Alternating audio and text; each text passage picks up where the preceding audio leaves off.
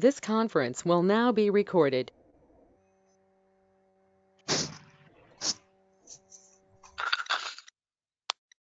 Good afternoon, everyone. I am Rajni Jain. On behalf of agricultureinformation.com, I'd like to welcome you all to this online meeting.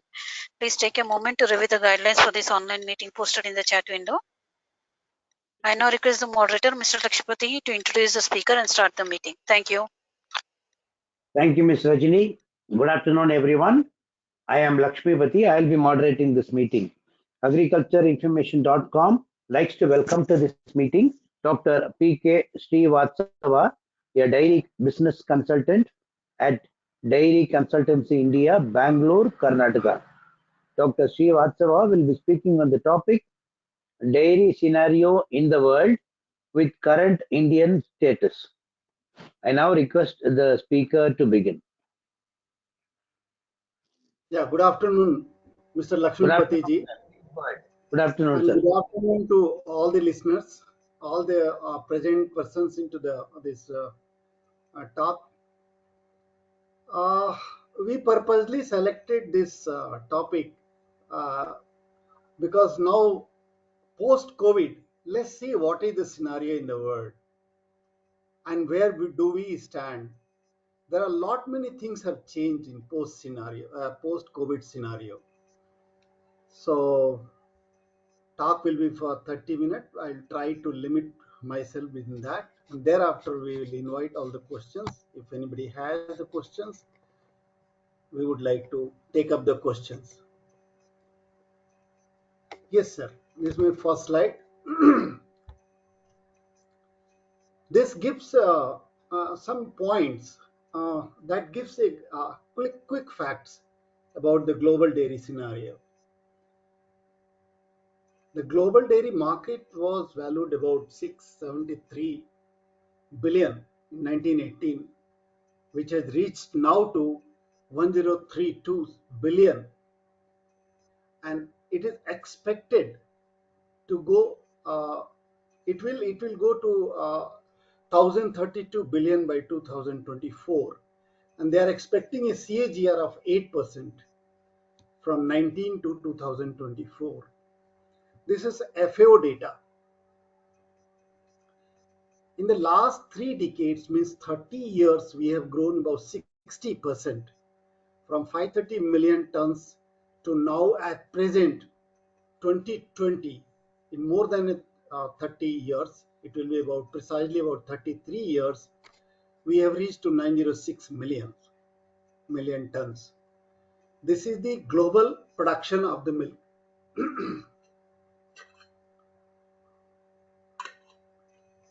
India, compared to the global production, India is about 198 million ton in 2020. It registered about between 22.5% of the global production, followed by United States of America, Pakistan, Brazil, and China.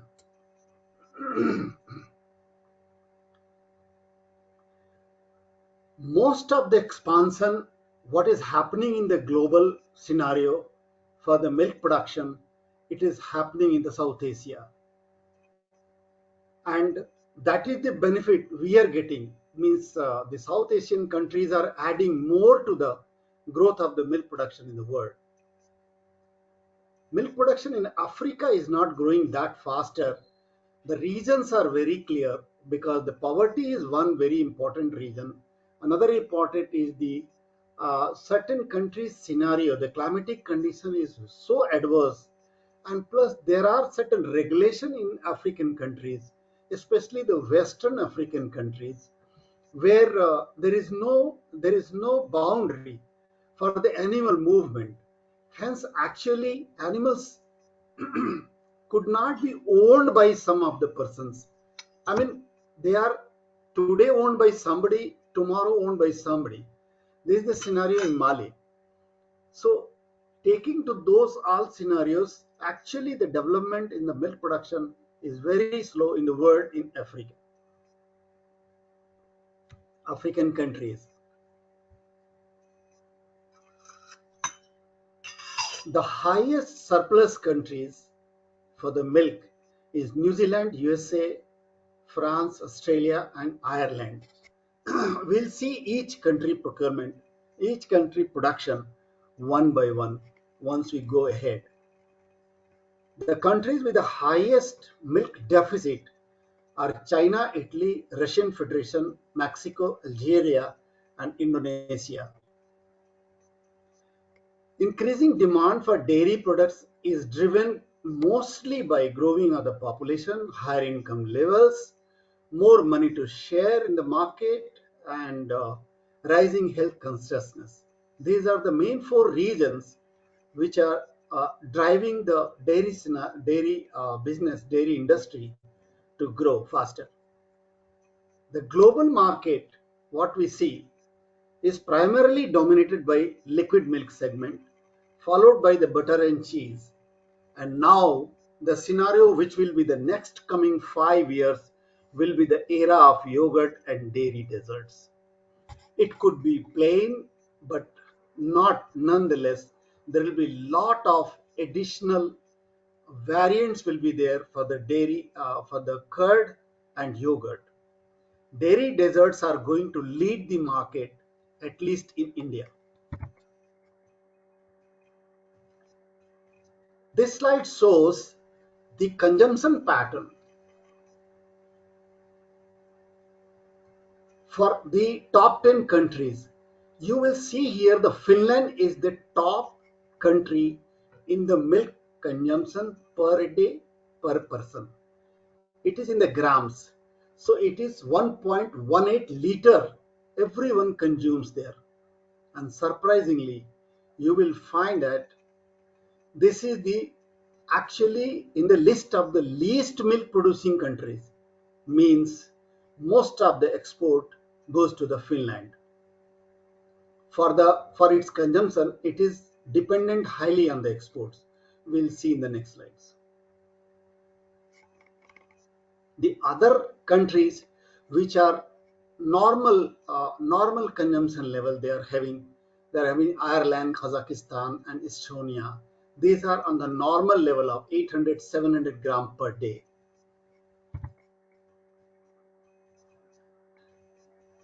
Top least dairy consuming countries.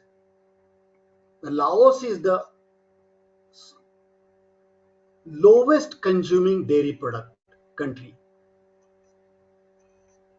So out of these 10 countries, you will find that Laos is the country which is consuming the lowest dairy products. This scenario does not show anywhere India. So it means neither we are top consumer nor we are lower consumer. We are in between. Our per day, per person, per capita gram consumption is 403 grams per day.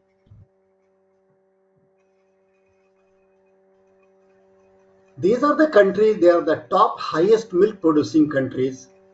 If you take the data, this data is of 18-19. If you take the data of 20, India has reached almost 198 million tons production in 2020. India leads the world, it's true, but there are other parameters that we have to discuss and that we have to know that where we are lacking. And these are the concerns for the India. We'll see in other slides. USA is being the second, and you will find Pakistan as the third level. Pakistan, if you go with the geographically, is not a very big country compared to USA. But look at the production. It is just next to the USA in the milk production. We are not talking of cow milk or buffalo milk. We are talking of the total milk production. And then comes Brazil, China, Russia, and Germany. So China is moving forward in the milk production. It is growing very fast, and maybe sometime if the China decides, they can come to the second or third position also. But now they are at the fifth position. Now look at this scenario. What we are getting is that we in the country, we are having the ban on the cow slaughter by the Supreme Court order on 26th October 2005. Uh, this has been slammed as a ban. Before also there were certain states, actually it is a state subject, so many states have got a liberal attitude towards that. But from 2005, after the Supreme Court ordered, the ban is ban and no ban is no ban. So Arunachal Pradesh, Goa, Kerala, Tamil Nadu, Mizoram, Meghalaya, Manipur, Nagaland, Tripura and West Bengal has no restriction on cow slaughter. Surprisingly, the buffalo slaughter is allowed. And buffaloes are found mostly in India, Nepal, Pakistan, and many Czech Republic, Slovakia, Australia, Egypt. There are many countries which are rearing buffaloes. And why we are mentioning here buffalo and cow, we'll see in the other slides. If you look at the cow production, cow milk production, so then India is not on the top. The cow milk production, US leads in the world and India comes on the second number. Yes, no doubt that we'll be very close to the US, and after some time we'll be leading even into the cow milk production, because number of cows increasing in the country as per the 20th animal census, livestock census. We are having about 300 million breedable livestock, 300 million. Out of this 300 million, about 109 million are buffaloes and about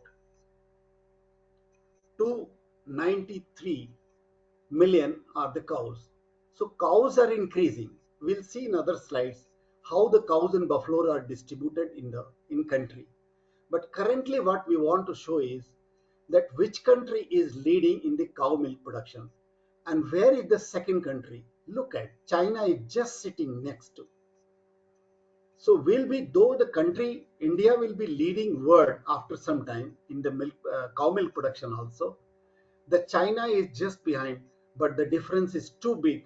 Maybe the China may not be reaching to this place even after 10 years. Now the total 187.75, out of the 187, if you go to the earlier slide, 187.75 is the milk production of the country in 1819. If you look at the distribution between buffalo and cow, so out of this 93.95, almost 94 million ton is of buffalo milk, which is minus here in this slide. It is showing only the cow milk. That is why we come in the second position. Here we are in the first position. Here we are in the second position in the world. These are the lowest milk producing countries. Sri Lanka is the lowest milk producing country in the world. And National Dairy Development Board has been helping Sri Lanka to bring it up into the map, and that is how it is being countable nowadays. Anyway, Thailand and Vietnam, Indonesia, Norway, all these. Look at the Finland position. Finland comes under the 10 milk producing countries which are the lowest milk producers. And that is why I was telling that Finland consumption is mostly dependent on the export. For Finland it is import, and from other countries it is export. Let us have a scenario of export of the milk and milk products in the world, how it is behaving. You will find that New Zealand is the top milk and milk product exporter country, and it is leading for past 8-9 years. They are the leaders in exporting the milk and milk products. The total percent of the total export, 22.4% is only New Zealand. India nowhere. We lack into our quality, and let's see. We will discuss little bit on that why we are not able to export our products or milk. Germany is the second one, USA is third one. And see the difference between New Zealand and Germany. The difference is about, it's a huge difference. If Germany is 10.1%, the New Zealand is 22.4%. And the blue bars are showing that is actually billion US dollars. New Zealand is exporting $6.5 billion and USA exporting only $2.3 billion. Netherlands is very close to USA. France is very close to USA. Belgium is very close to USA. So you will find these countries are almost equivalent while the export comes USA, Netherlands, France, Germany. But the New Zealand is on top. Germany, USA, Netherlands, France, and Belgium are almost same. And then comes the next pocket, that is Australia, Poland, Ireland, and UK. If you take the EU, if you take the EU 28, then they are the leaders in the world. We have not taken that because then the graph will not be able to, we will not be able to show the data because it is so tall, it will cover up all the data. So EU 28 is the top exporter in the country, in the world, in the world. The 10 countries, these 10 countries are exporting 70.7% of the total export in the world for milk and milk products. And fastest growing countries are again New Zealand and other countries. They grow faster. So we have been covering the world scenario till here. Let's go and see that what is the current scenario in the country. India could not be seen on the map of exporter.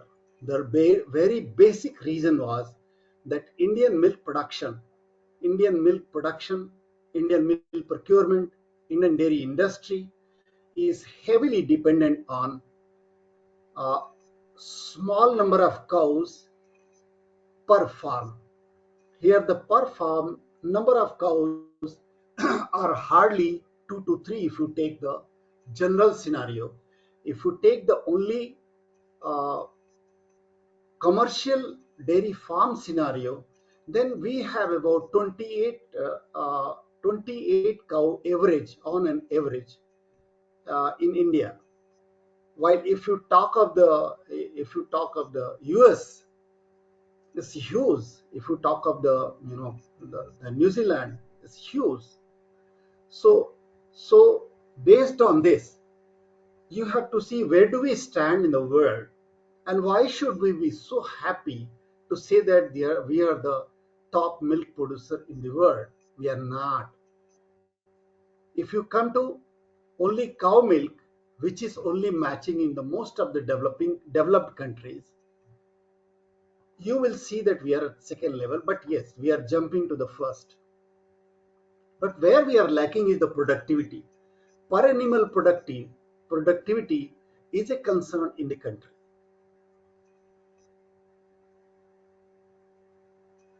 So if we go to the 2020 scenario, number of cattle and buffaloes are 305 million, and 33.38% of the world cattle uh, population. So one third is in India. The top 5 countries, those which are having the good number of bovines, good number of milk animals, that is Brazil, China, USA, and Argentina. The total 5 countries, if you take including India, then it will be 87.55% of it. The world's total number of cattle and buffalo. was estimated was 915 million heads in 2020. Out of this 915 million cattle population in the world, we in India, we own about 33 to 38%. Obviously, it is 305 is about one third of the world population. Now look at the productivity, how it is going on.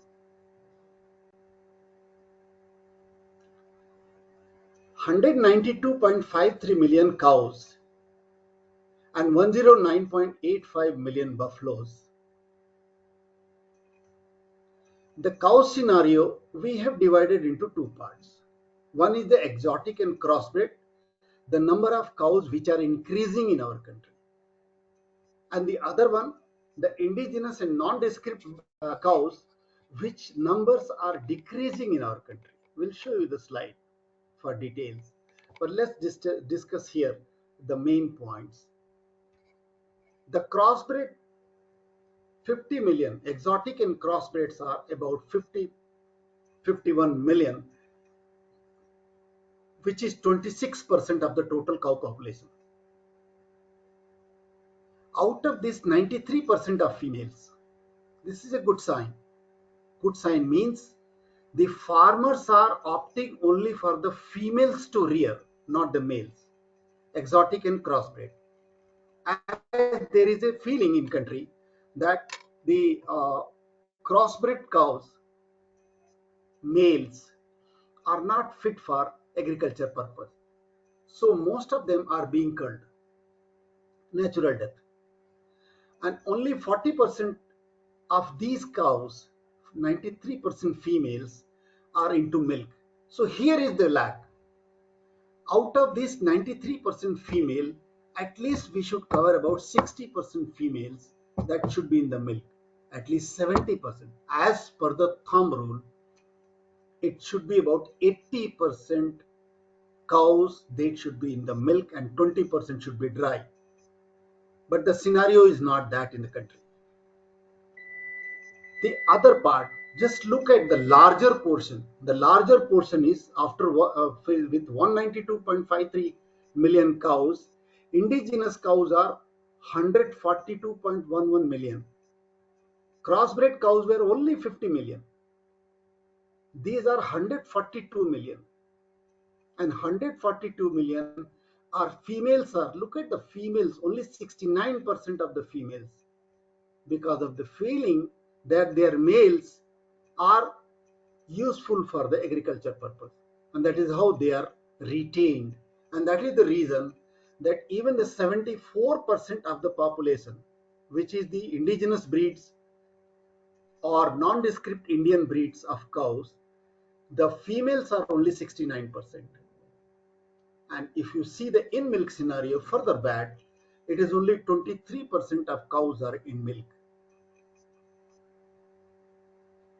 As due to the slaughter of cows in many of the states, the males are protected, and that is how the number of females are less.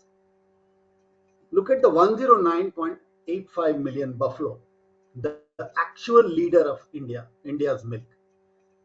Till other day, like you can take it 1819 or maybe 1718, buffalo had been leading in the amount of quantity of milk production in the country. Now the buffalo is almost equating. About 51% milk is coming from buffalo and 49% milk is coming from cows, which is not going to stay next year. Next year, by 2021 March, if the data comes, it will be coming that cow has surpassed the buffalo milk. The reasons are two. Reason is one, look at the female population. 91% female and 38% are in the milk. Again, we are lacking here. The less number of females found in the milk means we are not able to breed these cows properly. And the one mega reason is that we are not having sufficient production of the frozen semen doses. So we are not able to make these female cows pregnant, and in milk. So that is the mega reason. Another reason is the slaughter of the buffalo allowed. So these are the two reasons that buffalo is going down. And cows, because of the crossbreed and exotic cows, people are liking that and people are going for that. And now the indigenous breed, the government has come heavily on the indigenous breed. Lot of good schemes are available where you can get at least 50% of the subsidy for the indigenous breeds. So the scenario in coming of 5 year will be entirely different. It will be indigenous will be improve, crossbreeds will improve, and number of buffalo might be staying at the same place or might be they will be reduced. So this affects the productivity of the country. Per animal per day yield in crossbred cow is 7.8 liter per day. It is kg, 7.85 kg, almost 8 kg per day. Buffalo is 6.34, almost 6.5 kg per day. But the reason of buffalo leading is because the whole dairy industry in the world is working on the total solid basis. The total solid in buffalo is far superior than the cow, especially than the crossbred cows. So that is how, if you go with the total solid, like in the developed country, Germany, Australia, US, and France, America, all these are Italy, all these are grading their farms based on the total solid proteins, fat, carbohydrate. So based on that, if we go for the our census, next census, if it takes the total solid into account, I think India will be nowhere, and the buffalo will be only the rising animal, and then India has to think the other way for ban on the slaughter of buffaloes. Now per lactation yield, look at the US per lactation yield. US data is almost 11,000 liter per lactation, and US lactation is shorter than our lactation. In India, the lactation is taken for 300 days. Only 65 days are left for drying, and that is also the indigenous and non-descript cows. These lactation period is further less, hardly 1 month, 30 days. While in US, compulsorily 1 quarter they leave for the drying of the animal, just because they know that uterus need to be reformed for holding another baby. And that is how the milk production they reduce. Based on that, they have got about 11,000 per lactation. How much is New Zealand? New Zealand is about 4,500, 4,300, 4,400 per lactation yield. And what about India? Exotic breed, which is the superior breed in the volume of milk production, 3,500. If we achieve 3,500 in India, in some of the cow, your picture will be in the paper, newspaper. Crossbred cows, it is 2,400. Indian buffaloes, Murrah buffaloes, Surti buffalo, like Indian buffaloes, those who are breed recognized buffaloes, 1,300. And indigenous cows is 1,200. So look at how we can compare with 11,000 per lactation and 3,500 per lactation. Here we are lacking.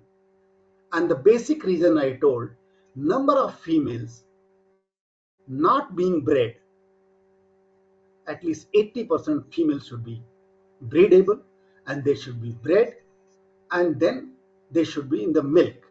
Obviously, our milk production will jump all over the world, and we'll be on the further on the top for other criteria also, that is productivity criteria.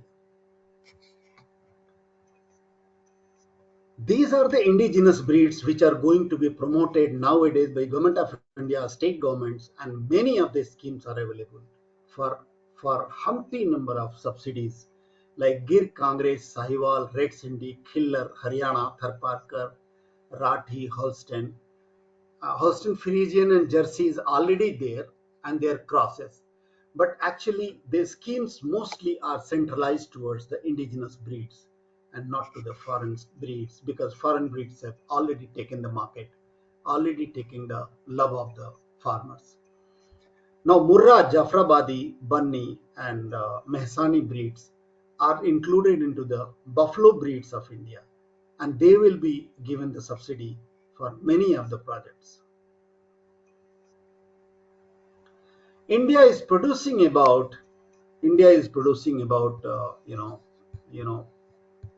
about 123.33 million doses, while we require 385 million doses, and this is the main culprit. We are only able to produce 32% of the semen doses. I'm not talking of the quality. If I talk of the quality, this 32% will go to about 22 or 25%, not more than that. So by number also we are lacking, by quality we are lacking more, and that is the reason of productivity handling in India. And government should focus on this. Government is focusing on subsidizing and improving the indigenous breed. That's a very welcome, decision of the government of India as well as the state governments. But productivity is a question, and that we have to address. Let us see what is the situation. There is a number of indigenous breed. The total indigenous and nondescript breed is actually 142.11 million. And look at the females. This is what we presented into the previous slide. Taken the data taken from this, and data is from the Wikispedia. The source of data is Wikispedia. Look at the crossbred. Hardly 50 million only, and out of 50 million, 46 millions are females. But only 38%, only 38% are in milk. That is here. Look at how 50% is distributed into, right? The total exotic and milk breeds is 25.67. These are the breedable cattle. We are not talking of the total cattle. We are talking of the females, and that too, those who are breedable. Out of that, exotic and crossbred is only 20 million, and that is the reason the percentage is low. So we should try to make our all the female cows, most of the female cows, a breedable cow. Number one means it should be free from the genital diseases, and then it should be breedable. It should receive the semen and hold the baby, become pregnant. Now, buffalo population is very nice. The picture is very nice, but look at that. 109 million is the total buffaloes. Out of that, the female is 100 million, almost 101 million. Agreed, fantastically agreed. But what about the female? What about the milk? In milk, look at that. Hardly about 39% is into the milk that we have discussed. So this is the problem. Now look at the per animal productivity that we have discussed in nutshell. But yes, as a table you can see it. Now let's go to what is the food safety. We had four concerns. One is productivity, another is food safety, FSSAI in its status. Third is quality assurance and milk adulteration. And fourth is automation. We are searching, we are trying to assess India's situation, India's concerns on these parameters. Let's see. Now we are coming to the food safety. Of late, this law was in 2006. About 15 laws were merged together to form FSSAI Act. And it took about 5 years to write down the regulations, and it was ready only in 2011. So the act is of 6, but it is lagud, it is effective from 2011 August. Now look at the situation. What is happening? What is FSSAI?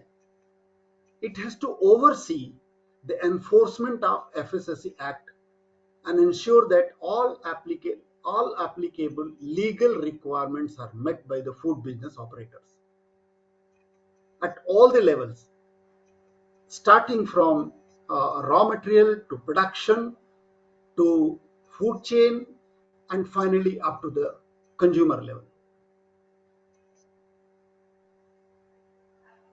Just look at this.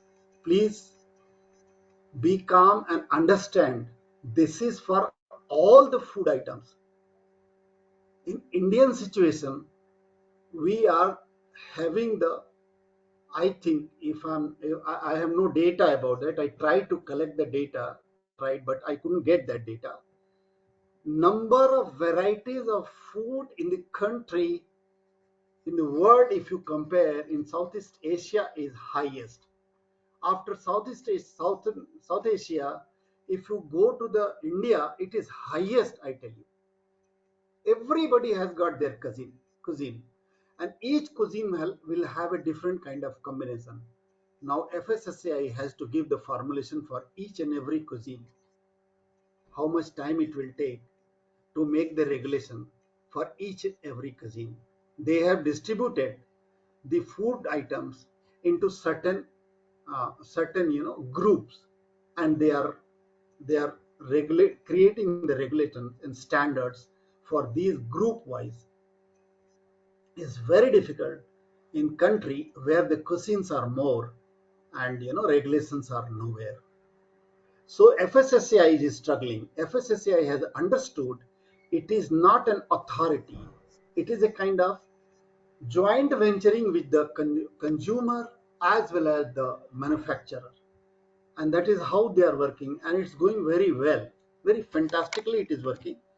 In few years they have gained good names, and section 31 works for the licensing, registration and food business, for food businesses, and the framework is already designed.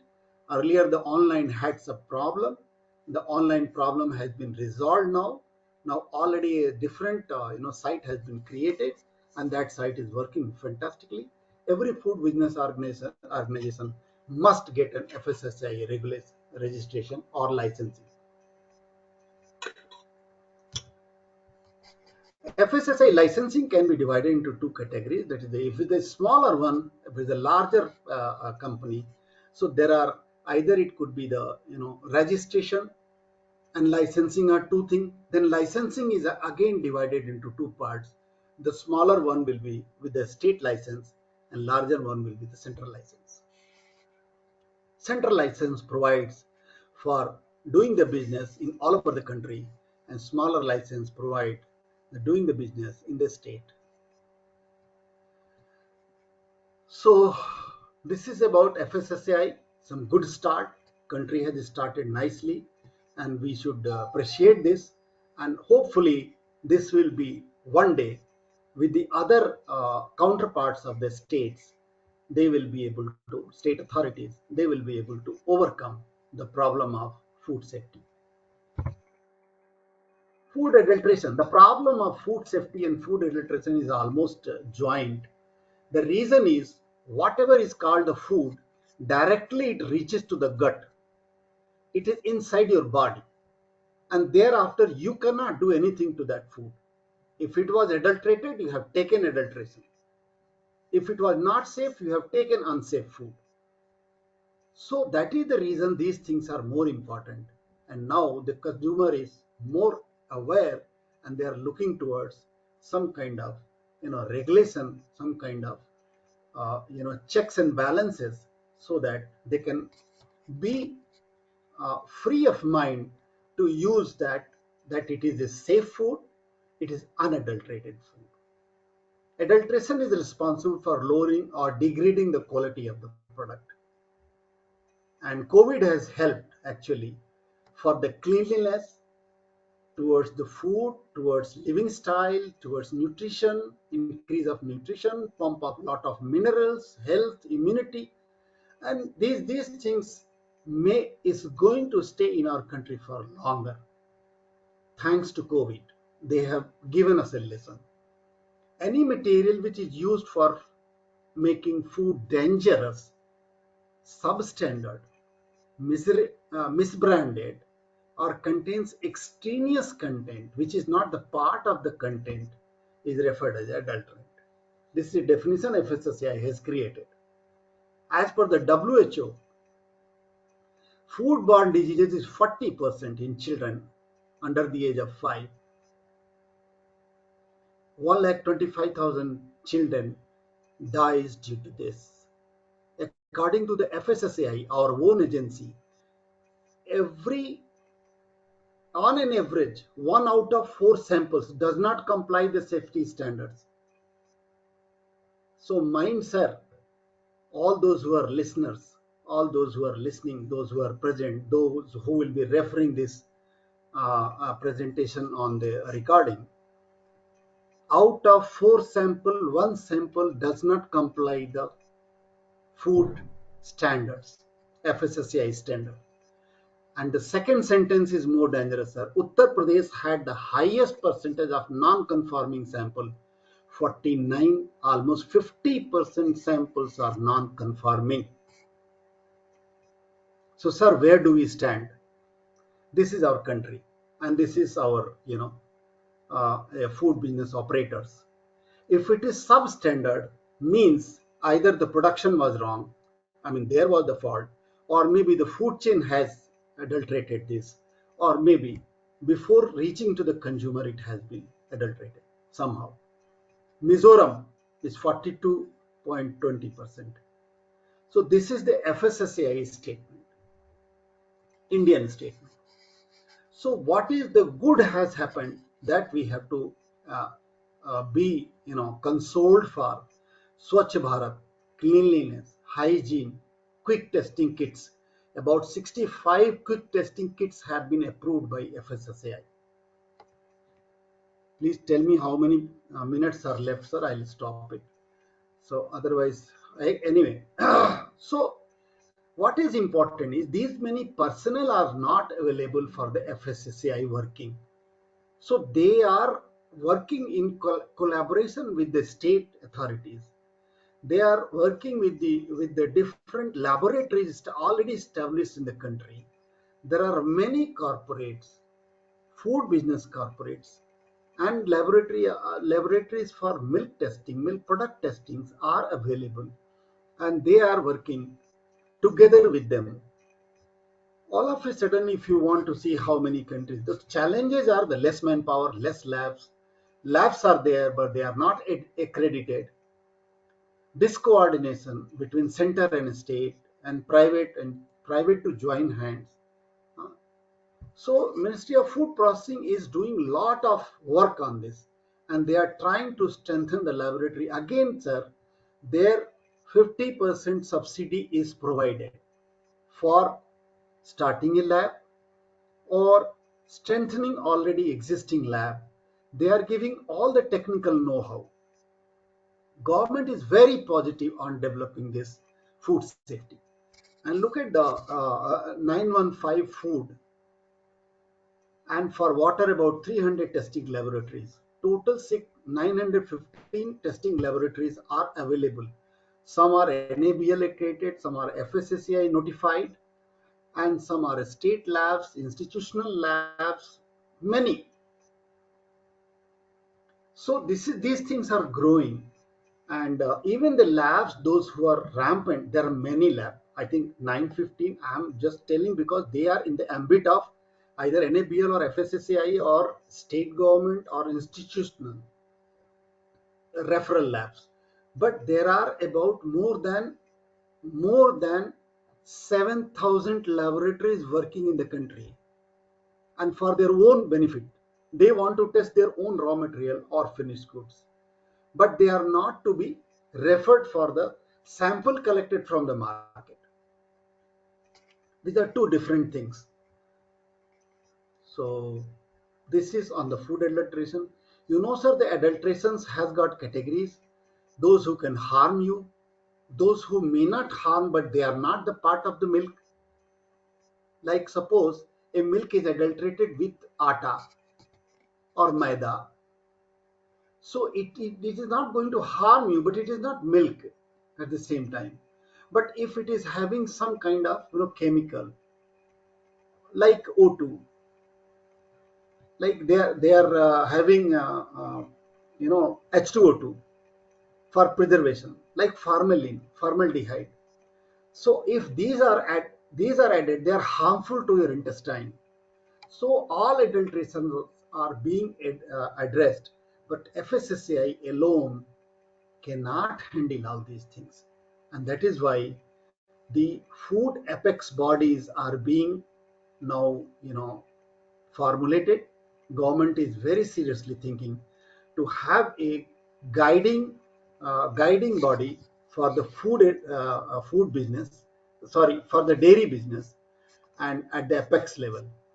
And Amul's managing director, Mr. Sodi, has raised this issue, and NDDB has supported this issue, and Government of India is very seriously looking for that, to creating a regulatory body for the dairy business. And hopefully, they will be taking care of the milk and milk products, and rest will be taken care by the FSSAI. But this is yet to happen, sir. Now this is the, I think this is the last slide. Automation. Study based on the finding in 5 northern states, Haryana, Delhi, Punjab, Rajasthan, and UP. We could not get any data on automation in our country. There is no data available. Only one article we got, one paper we got. This was published, and this paper is in the ResearchGate. They are having this paper, and about 59% farm owners were of the middle age. Middle age is about 45 to 35 to 50 years of age, and they had the inclination towards going for automation. Education of the owner means 47% farmers were educated up to higher secondary and then up to graduation. They were very much positive about the automation. Landholding was also a point. About 9 to 10 acres was a general landholding for these commercial dairy farms. We are talking of 18 commercial dairy farms in 5 states, spread in the 5 states in the northern India. So, what was the thing? The more the number of acres they had, the more the leverage of feeding they had, and the more the adoption for the automation was there. And the herd size was about 28, as I told. In the commercial dairy farm where the study was made, about 28 animal per was the average per farm, while in USA it is 440. In New Zealand it is about 400 something, 400 plus. So the composition of 57.25% has crossbreed animal, as well as they had the inclination toward. The moment you go for the volume of the milk, you look towards the automation of this. But fantastically, there is no source for disbursement of information. Look at the information. 72% felt that ICR and agricultural universities and state veterinary services were the only source for getting the information. And I know I can't say that. I should be, I should be pardoned if I say the state veterinary services is the least aware about the new technologies which is working in the world. Agriculture universities are mostly focusing on the research, paper publication, getting the degrees. It is the ICR which is disseminating the ideas, but that is not enough. So the farmers, one hand, they have the legacy of rearing the animals for age-old time on the I mean, on the same kind of the fathers were rearing the animals on the same system of rearing, and there is no education that if you go for automation, what is the gain? So many were discussing about the cost benefit ratio, that if you are getting the 33% farmers were looking for the positive inclination for the cost benefit ratios. If we are getting the cost benefit, definitely we'll go for this. Cost benefit ratio, about 96% farmers told that we look for the cost benefit and go for that. And about 91% they told that what is the investment. If it is a very high investment, we don't go for that. If it is within our limit budget, we can go for that. 89% compatibility with the existing practices and systems. They wanted to continue with the existing practices and this thing, but they want to do whatever automation, our system should not be disturbed, and you do the automation. So these kind of varied views came, but this is the area where countries should think for the dairy development, because once you go with the volume, once you go with the number of animals, the laborers will not be available and they will not be able to handle the animals. And that's all, sir. I wanted to cover this much in this talk. Any questions, sir?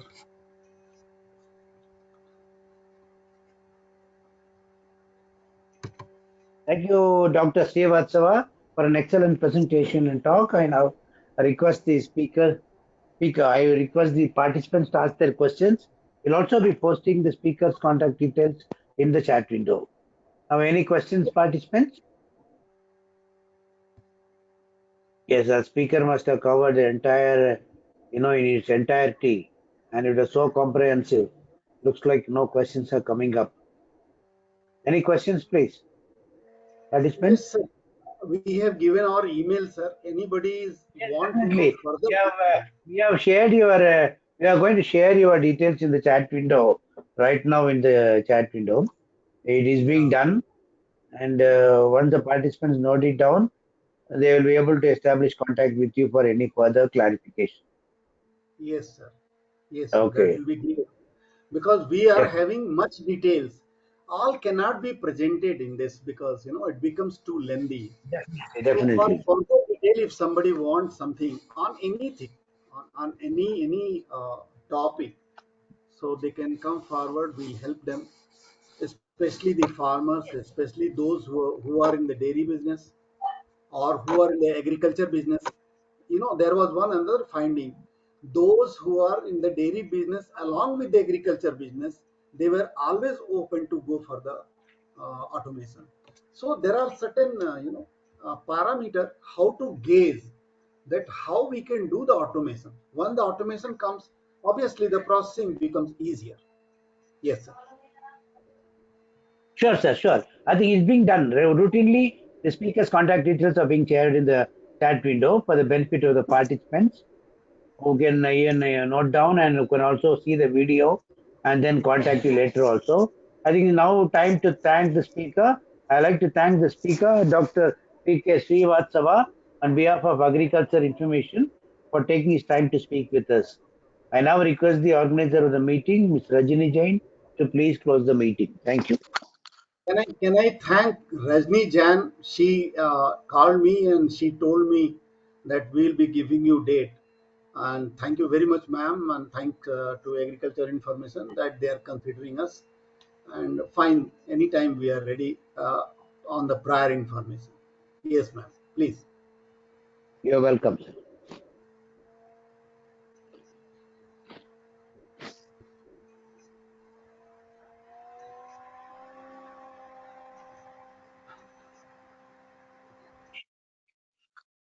You're most welcome, Dr. Srivastav. I like to thank you, Mr. Lakshmipati. I like to thank the speaker, Dr. Srivastav, for taking the time to talk with us. I also like to thank all the participants for their time. The meeting will now be closed. Thanks, ma'am.